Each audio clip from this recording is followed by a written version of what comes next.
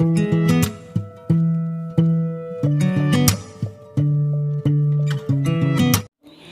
guys, welcome back to my channel, and today I'm going to do a doodle art, and it's basically a Halloween hat or a witch hat, as you can see. And it's pretty cool, right, making doodles in a hat. And for those who don't know what the doodles are, so doodles are basically a simple drawings, and it contain abstract shapes. It may also be meaningful, and they are super easy figures, if you can see. And you don't need many things to make doodles. All you need is just paper, pen, and mood to draw, right? So in this video I'm using Dom's marker, and you can use any marker. And yeah, if you are new to my channel, then don't forget to subscribe and hit the bell icon.